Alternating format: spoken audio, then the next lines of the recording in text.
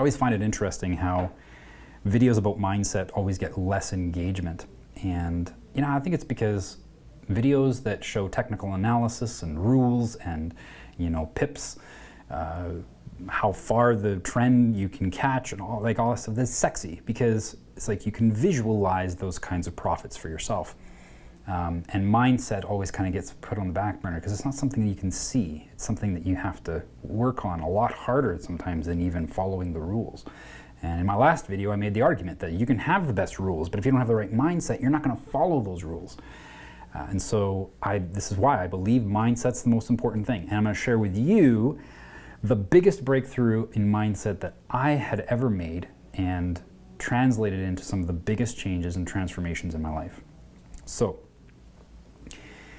we're going to geek out a little bit. I've got a connection that I'm going to help you see between Gandalf and the Balrog and the Oracle from the Matrix.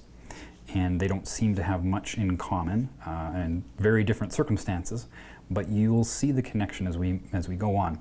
See, throughout history, the stories like this, right? There's the old man with a stick going up against a demon made of fire, and we've got Alice in Wonderland going up against the Jabberwocky, and the story actually deals with the journey that Alice has to go through in order to be ready to defeat the Jabberwocky. We've got knights in shining armor who go up against the dragon to slay it. And they do so with even cold calculation sometimes. By the time they go, again, it's usually a hero's journey that brings them to the point where they're ready to make this move. And when they do so, they don't always know what the outcome's going to be, but they know how they're going to fight. And they're ready. They do it. And, of course, when the story concludes that they win, it's inspiring because we want the same thing for ourselves. We want to be able to take on massive enemies and protect the people behind us, or overcome. And this is where the correlation in our own lives. There's always a demon or a dragon or something that we have to defeat, and that inspiration that we feel when we see these types of stories, or when we hear these or watch these types of stories, that inspiration is because it's a human condition to want that for ourselves. We want to experience that. And the demon or the monster, Shadow of Colossus, another great example. There's that movie, Rain on Me, with Adam Sandler, where the correlation is so significant. There is this thing that he has to overcome, and he plays the video game assumably because it's a way that he can overcome something in his life. But the correlation is very, very clear. He has to overcome a huge obstacle in his life, massive obstacle. And the video game was the correlation. It was the representation. The demon, the monster, the dragon, the Balrog, the Jabberwocky are all reflections of something that we need to work on. All reflections of things we need to defeat in our lives, or to slay, so to speak, so that we can then have the new reality, have the new self be realized. Now, yeah, it's amazing. So now we're going to make the connection between these types of stories and the Oracle. I'm not going to go through the entire dialogue, and I encourage you to watch it. If you haven't lately, I'll put the link to watch this clip down in the description. But she says, after inspecting him to see whether or not he's the one, she says, "You got the gift, but it looks like you're waiting for something." Neo says, "Well, like what?"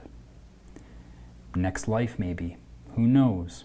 That's the way these things go. You're going to have to make a choice. In the one hand, you'll have Morpheus's life, and in the other hand, you'll have your own. One of you is going to die, and which one will be up to you." Now, before we get into what she's really saying here, I'm going to share with you a quote from Jim Carrey.